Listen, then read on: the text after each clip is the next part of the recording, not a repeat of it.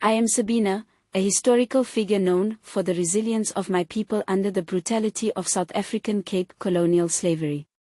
I was born in a world where human beings like me were treated as property, where every day was a fight for dignity and survival.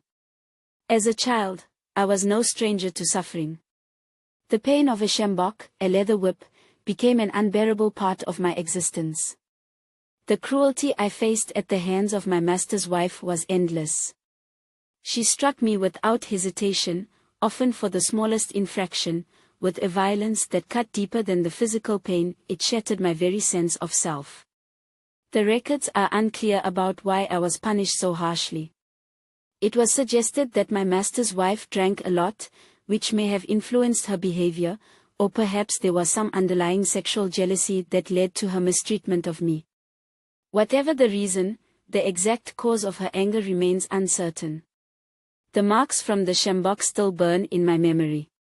But it was not just the physical wounds that defined me, it was the emotional scars left by witnessing my father, Rainier van Madagascar, unable to protect me.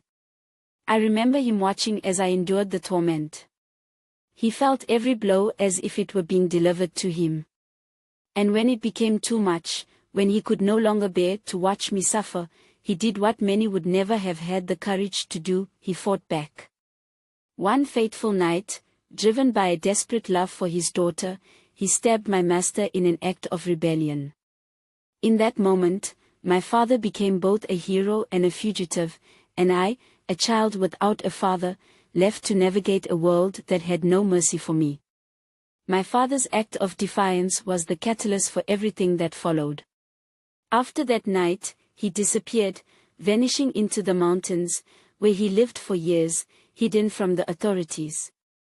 I often wondered if I would ever see him again.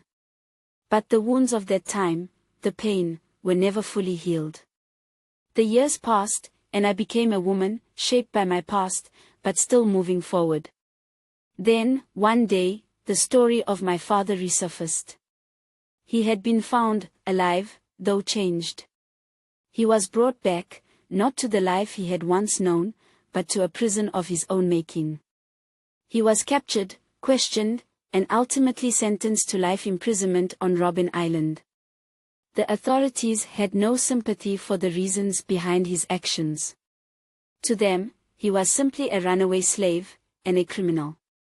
They couldn't see the father who loved his daughter so much he was willing to risk everything for her safety. I never got to speak to him again after that. His fate was sealed, and so was mine. I was left to carry the weight of his love, his rebellion, and my own survival. Even as my father's life was confined to a cell, I carried his spirit with me. His defiance, his refusal to bow to oppression, became part of my legacy. Though I was never able to live alongside him again, my father's actions were not in vain. They became part of a larger story, a story of resistance, of love, of survival. It became a part of the struggle of all those enslaved and oppressed in South Africa.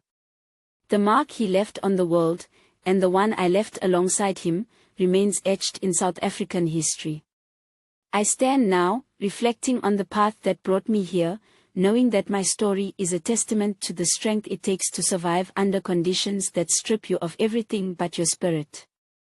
I am Sabina, and though my name may not be known by all, the story of my people, of our suffering, our fight, our survival, lives on in the struggle for freedom, justice, and dignity. A lutte continue to the sons and daughters of democratic South Africa.